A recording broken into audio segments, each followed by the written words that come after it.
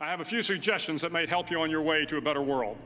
And while these lessons were learned during my time in the military, I can assure you that it matters not whether you ever served a day in uniform. It matters not your gender, your ethnic or religious background, your orientation, or your social status. Our struggles in this world are similar, and the lessons to overcome those struggles and to move forward, changing ourselves and changing the world around us, will apply equally to all. I've been a Navy SEAL for 36 years, but it all began when I left UT for basic SEAL training in Coronado, California. Basic SEAL training is 6 months of long, torturous runs in the soft sand, midnight swims in the cold water off San Diego, obstacle courses, unending calisthenics, days without sleep, and always being cold, wet, and miserable. It is 6 months of being constantly harassed by professionally trained warriors who seek to find the weak of mind and body and eliminate them from ever becoming a Navy SEAL. But the training also seeks to find those students who can lead in an environment of constant stress, chaos, failure, and hardships. To me, basic SEAL training was a lifetime of challenges crammed into 6 months. So here are the 10 lessons I learned from basic SEAL training that hopefully will be of value to you as you move forward in life.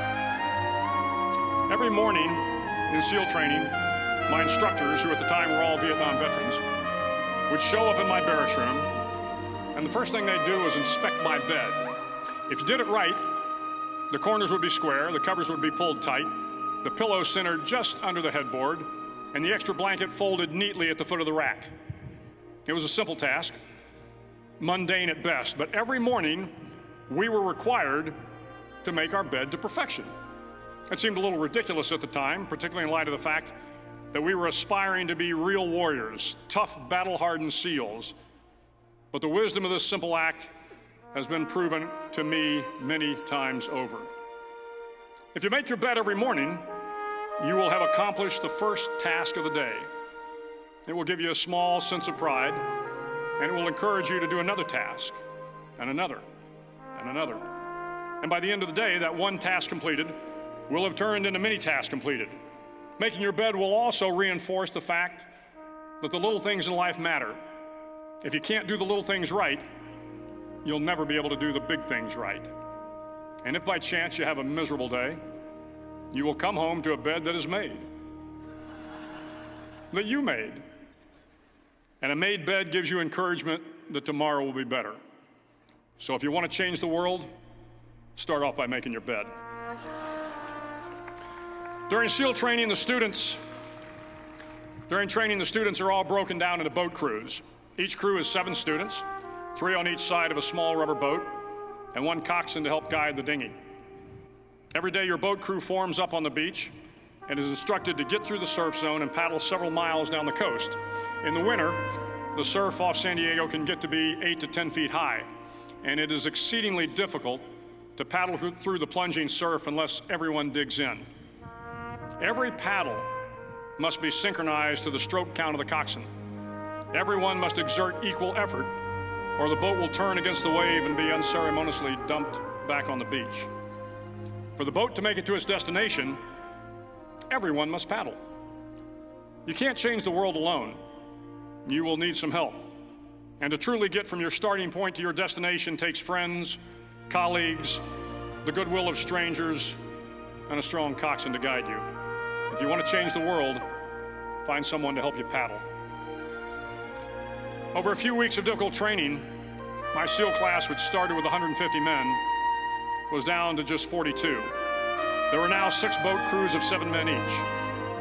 I was in the boat with the tall guys, but the best boat crew we had was made up of the little guys, the Munchkin crew, we call them.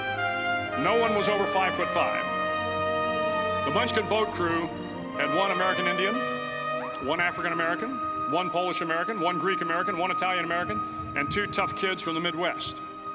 They out-paddled, outran, and outswam all the other boat crews.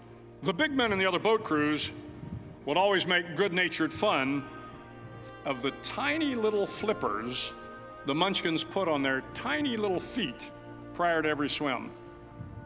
But somehow these little guys from every corner of the nation and the world always had the last laugh.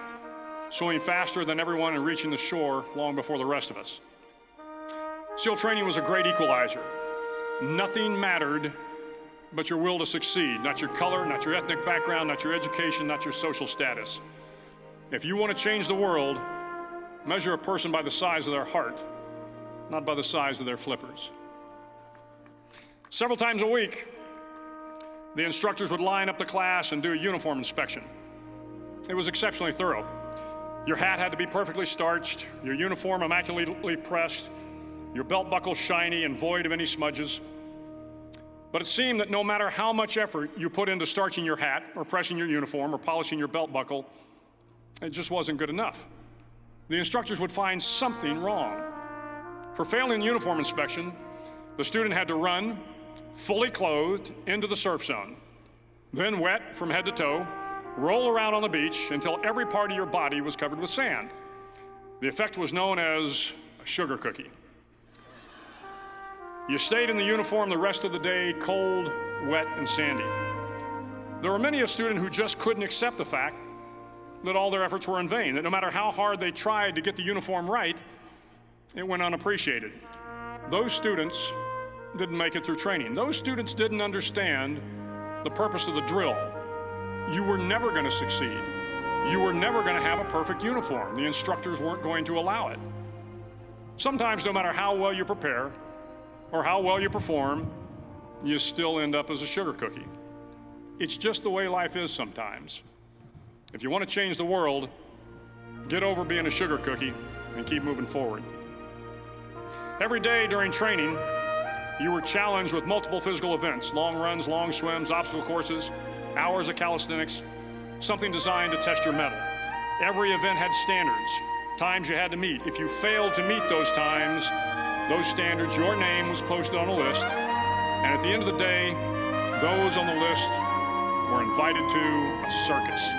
A circus was 2 hours of additional calisthenics, designed to wear you down, to break your spirit, to force you to quit.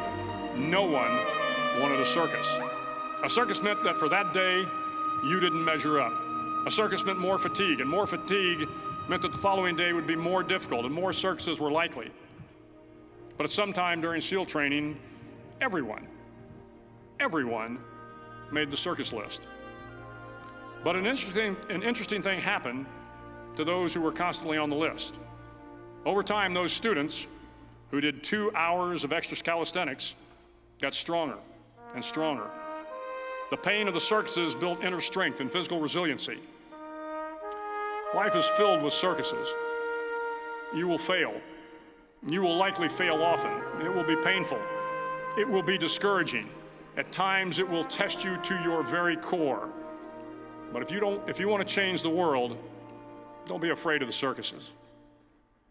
At least twice a week, the trainees were required to run the obstacle course. The obstacle course contained 25 obstacles, including a 10-foot wall, a 30-foot cargo net, a barbed wire crawl, to name a few. But the most challenging obstacle was the slide for life. It had a 3-level, 30-foot tower at one end and a 1-level tower at the other. In between was a 200-foot long rope. You had to climb the 3-tiered tower, and once at the top, you grabbed the rope, swung underneath the rope, and pulled yourself hand over hand until you got to the other end. The record for the obstacle course had stood for years when my class began in 1977. The record seemed unbeatable until one day a student decided to go down the slide for life head first. Instead of swinging his body underneath the rope and inching his way down, he bravely mounted the top of the rope and thrust himself forward. It was a dangerous move, seemingly foolish and fraught with risk. Failure could mean injury and being dropped from the course. Without hesitation, the student slid down the rope perilously fast. Instead of several minutes, it only took him half that time. And by the end of the course, he had broken the record. If you want to change the world, sometimes you have to slide down the obstacles head first. During the land warfare phase of training, the students are flown out to San Clemente Island, which lies off the coast of San Diego. The waters off San Clemente are a breeding ground for the great white sharks. To pass SEAL training, there are a series of long swims that must be completed. One is the night swim. Before the swim, the instructors joyfully brief the students on all the species of sharks that inhabit inhabit the waters off San Clemente. They assure you, however, that no student has ever been eaten by a shark, at least not that they can remember. But you are also taught that if a shark begins to circle your position, stand your ground. Do not swim away. Do not act afraid. And if the shark, hungry for a midnight snack, darts towards you, then summons up all your strength and punch him in the snout, and he will turn and swim away. There are a lot of sharks in the world. If you hope to complete the swim, you will have to deal with them. So if you want to change the world, don't back down from the sharks. As Navy SEALs, one of our jobs is to conduct underwater attacks against enemy shipping. We practice this technique extensively during training. The ship attack mission is where a pair of SEAL divers is dropped off outside an enemy harbor and then swims well over 2 miles underwater, using nothing but a depth gauge and a compass to get to the target. During the entire swim, even well below the surface, there is some light that comes through. It is comforting to know that there is open water above you. But as you approach the ship, which is tied to a pier, the light begins to fade. The steel structure of the ship blocks the moonlight. It blocks the surrounding street lamps. It blocks all ambient light. To be successful in your mission, you have to swim under the ship and find the keel, the center line, and the deepest part of the ship. This is your objective. But the keel is also the darkest part of the ship, where you cannot see your hand in front of your face, where the noise from the ship's machinery is deafening, and where it gets to be easily disoriented, and you can fail. Every SEAL knows that under the keel, at that darkest moment of the mission, is a time when you need to be calm, when you must be calm, when you must be composed, when all your tactical skills, your physical power, and your inner strength must be brought to bear. If you want to change the world, you must be your very best in the darkest moments. The 9th week of training is referred to as Hell Week. It is 6 days of no sleep, constant physical and mental harassment, and one special day at the Mud Flats. The Mud Flats are an area between San Diego and Tijuana where the water runs off and creates the Tijuana Sloughs, a swampy patch of terrain where the mud will engulf you. It is on Wednesday of Hell Week that you paddle down to the Mud Flats and spend the next 15 hours trying to survive this freezing cold, the howling wind, and the incessant pressure to quit from the instructors. As the sun began to set that Wednesday evening, my training class, having committed some egregious infraction of the rules, was ordered into the mud. The mud consumed each man till there was nothing visible but our heads. The instructors told us we could leave the mud if only 5 men would quit. Only 5 men, just 5 men, and we could get out of the oppressive cold. Looking around the mud flat, it was apparent that some students were about to give up. It was still over 8 hours till the sun came up. 8 more hours of bone-chilling cold. The chattering teeth and the shivering moans of the trainees were so loud, it was hard to hear anything. And then one voice began to echo through the night. One voice raised in song. The song was terribly out of tune, but sung with great enthusiasm. One voice became 2, and 2 became 3, and before long, everyone in the class was singing. The instructors threatened us with more time in the mud if we kept up the singing, but the singing persisted, and somehow the mud seemed a little warmer, and the wind a little tamer, and the dawn not so far away. If I have learned anything in my time traveling the world, it is the power of hope, the power of one person, a Washington, a Lincoln, King, Mandela, and even a young girl from Pakistan, Malala. One person can change the world by giving people hope. So if you want to change the world, start singing when you're up to your neck in mud. Finally, in SEAL training, there's a bell. A brass bell that hangs in the center of the compound for all the students to see. All you have to do to quit is ring the bell.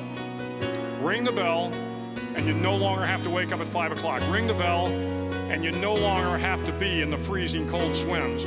Ring the bell, And you no longer have to do the runs, the obstacle course, the PT, and you no longer have to endure the hardships of training.